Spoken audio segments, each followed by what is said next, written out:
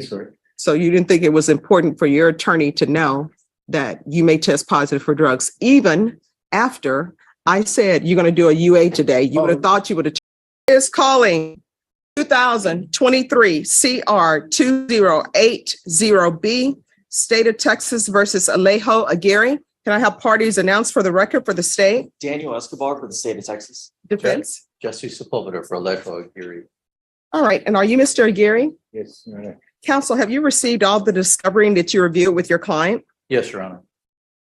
Court will find that the state is in compliance with discovery. Mr. Aguirre, no application for deferred adjudication or community supervision. Did you review that with your attorney? Did you understand it? And did you sign it? Yes, Your Honor. Next, I'm showing you what's entitled True Bill of Indictment. Did you review that with your attorney? Did you understand it? Yes, Your Honor. Counsel, do you waive the reading of the indictment? We do, Your Honor. State, you proceeding on the indictment as presented? But we are, Your Honor. All right. Mr. Aguirre, I'm going to show you what's entitled Court Admonishments. Did you review that document with your attorney? Yes, Did Your you understand it? Did you sign it in all the appropriate places? Honor. Did you understand you're charged with the offense of theft 2,500 to 30,000 as a state jail felony? Range of punishment is anywhere from 180 days up to 2 years in the state jail facility and up to a $10,000 fine. Did you understand? Yes, Your Honor. All right. After reviewing states exhibits 1 and attachments, the court will find there's sufficient evidence to find you guilty. However, the court will defer finding of guilt and apply for deferred adjudication. Are you proceeding with sentencing? Yes, Your Honor. Anything you wish to say on behalf of your client? Respectfully, Judge, we're just asking you if you would grant my client his allegation for deferred. I believe he's got no priors. He's learned a valuable lesson and he'll be back here. All right. What lesson have you learned?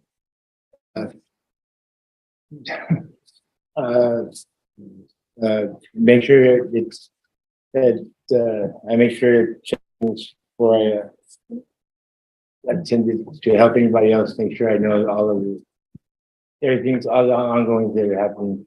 No, I mean, that's not what the police report says. I read the police report, and the police report says that three subjects were loading wooden pallets. The subjects were identified, you and this Canales person and some unknown third suspect that fled the scene on foot. Jay Smith confirmed by he happened to be arriving on the property when he observed the subjects loading wooden pallets on the bed of the listed truck. When he confronted them, after being confronted, the subjects put back the wooden pallets, but large metal materials were found on the bed of the truck. Jay Smith stated, Aguirre told him, I'm just trying to make some money. You know how it is. I then observed the bed of the listed truck that contained an electric motor, metal bracket, and 4 metal poles, miscellaneous metal scraps, and a long angle iron. So, are you employed Yes, Your Honor. doing what? I'm a caregiver. Right. Oh, sorry. What do you do? Caregiver, massage therapist. Massage therapist. That's correct, Your Honor.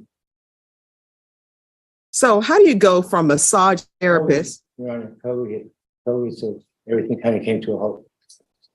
No, you're telling me you're currently a massage therapist. I am a licensed massage therapist, but ever since COVID hit, it went to almost zero. And where were you a licensed massage In therapist? Arizona. I can't hear you. In Arizona. I've been here for 2 years. All right, could you please stop rattling the paper because the court reporter can't hear? All right, so you're in Arizona, you're a licensed massage therapist, and then you come to Texas? That's correct. So what do you do for a living here in Texas? That's what I'm asking you about. I'm taking care of my parents. They're disabled. So you don't have a job? It's considered a job, Your Honor. Are you getting paid for the government by that? No, Your Honor. Then how are you making your money?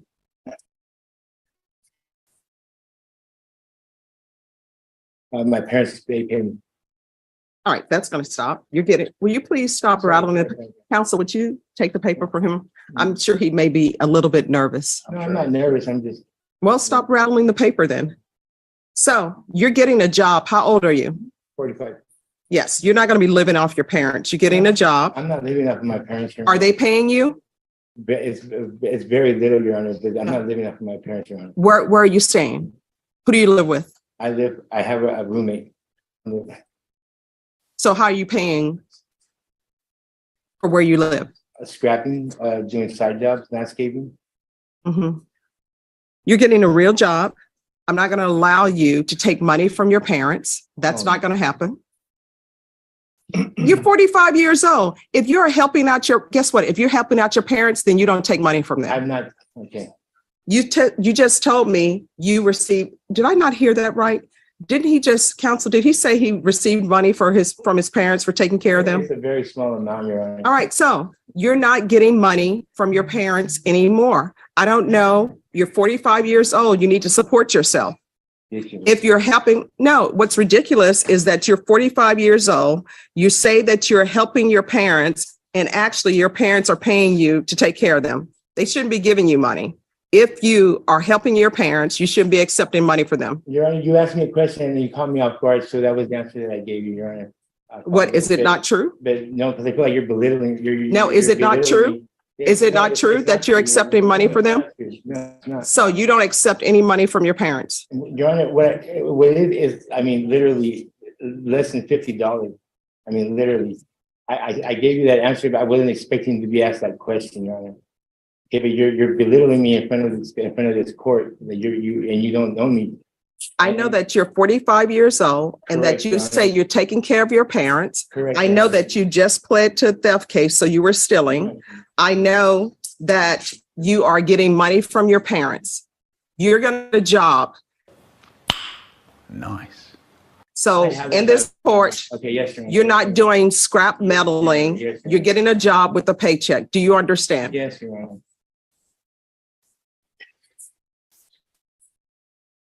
And if you want to be disrespectful to the court, I can, and I'm sure your attorney told you that if need be, so that you can have an attitude readjustment, I can do as a condition of your probation, 180 days at the state jail facility, so you can see how the state jail facility is for a little bit.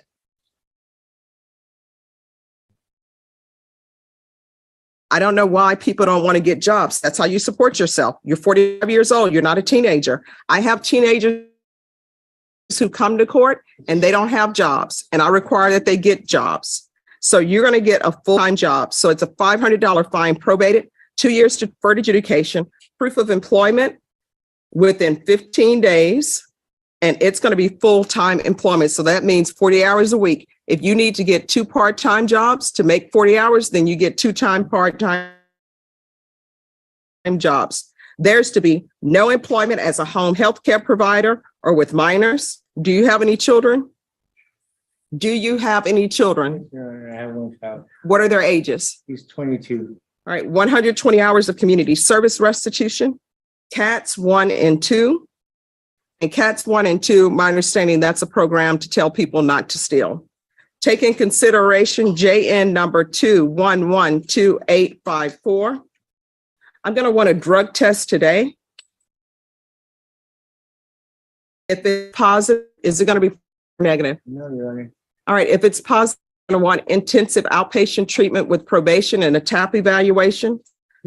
If negative, I'm going to want regular UAs. I'm going to want field visits 1 time per month until further notice. Probation, is there anything else he needs? Yes, here. Is there anything else you need from the court to be successful? No, Your Honor. Sure. All right, good luck to your probation. We'll go over conditions with you, and you'll need a UA sample today. Yes, Your Honor. Thank you. Did probation give you the results of his UA? Yes. So probation, what is he all positive for? He told me he would be negative. Yes, Judge. So, No, it's not. CILO Jimmy Hernandez did the UA here in court, and the results were positive for methamphetamine, opiates, and marijuana. All right. So what's going on with you? All I can tell you, Your Honor, first of all, I apologize. I didn't mean anything intentional earlier. You just caught me off guard with the questions. The only thing I can tell you Yeah, boy. in regards to that, the test, I do use marijuana. And I've. All right, so we got the marijuana out of the way, I, but here's the the thing. whole medicine that I have, that's the only thing I can say. Yes, ma'am. Yes, ma'am. I specifically asked you if you're going to be positive for any drugs, if there are any drug issues. Correct. Your response to me is that you were going to be clean. So let's start with the marijuana. Yes, So ma'am. that's a positive for marijuana. So you were a bit dishonest with me about that. Why? Only because it's been like 2 or 3 weeks and I thought maybe that it wouldn't come up. That's all. That was my sincere answer. So now we have the meth issue. Like that, Your Honor, I don't know.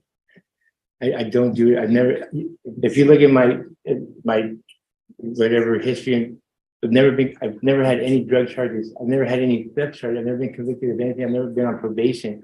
What does that have to do with you telling the court that you would be negative and that you didn't use drugs? And now we're discovering that you Yes, do use yes, drugs.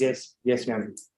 As I mentioned, I thought that it's been like 3 weeks since I used marijuana. So you thought But it was that, it was very potent. So it obviously still came up. I thought that it wouldn't come up. all right, so you were dishonest with the court. So about the marijuana. So why should I be trusting you about meth and opioids? Your Honor, I mean, as well, I'm with my parents every day. I'm with my daughter every day. I have no time for that. I mean, How's your daughter? she's 22 years old. Mhm. She just moved here from Tucson to come and be with myself and my parents. So I don't have time for that. I don't have the money for it. I don't have, aside from that, Are you paying for your marijuana? I mean, yes, but even that has become very minimal. Well, no, I mean, here you are, a person who is not employed, actually, because you're just doing odd jobs. Doing odd jobs is not real steady employment. Yes, You're receiving funds from your family and you're doing drugs. And I know for a fact, Yes, ma'am, that's how it looks. and I know for a fact Yes, ma'am. that you didn't tell your attorney any of this. It wasn't brought up because there was no reason for it to be brought up. I didn't have any drug charges or possession of any drugs or any sort. So you didn't think it was important for your attorney to know that you may test positive for drugs, even after I said, you're going to do a UA today. You would have thought you would have turned to your attorney and said, hey, I may end up being positive. Let me just tell you something. I've been a defense attorney before, and I would tell all my clients, please be honest with me, because this courtroom is a minefield, and I'm trying to get you to make the best decisions possible. And when you're not open and honest with your attorney, guess what? Your attorney's standing up here, and I don't hold it against your attorney because I know you didn't tell him. Your attorney's standing up here telling the court information based upon what you're saying, going on you that it's true and it's not. Yes, ma'am. So now guess what? Your attorney's Tuesday has turned into a Monday. You know why? Because he came here and thought he had finished with this case. And then we have to call him back because you're testing positive. Yes, yes. ma'am. Aren't you ready to go to lunch, Mr. Svoboda? Yes, Your Honor. So this is what we're going to do. The TAP evaluation, we're going to follow the recommendations of the TAP evaluation. However, if that TAP evaluation says outpatient treatment, I want to start with intensive outpatient treatment. And if it says inpatient treatment, then you're going inpatient. Because what's concerning to me, of course, is the marijuana and the fact that you were dishonest. But also what's concerning to me is the meth and the opioids. That I find that very concerning. And I know people think that marijuana is okay, but in this court, you're on probation. You're not allowed to drink alcohol and you can't do marijuana because marijuana is not legal in Texas. Yes, ma'am. There are only a few I exceptions. did tell Your him. Your Honor, you wouldn't allow him to do regular UAs as part of his probation. I mean, I know. Oh, can I ask what is you tapped about? Or what? Oh, they're going to do a TAP evaluation and see what the TAP evaluation says. I'm just not familiar with that, Your Honor. What is? Oh, it's sort of like a resume for your drug history. Oh, okay. Yeah. I mean, like, okay, that's fine, Your Honor. Yes.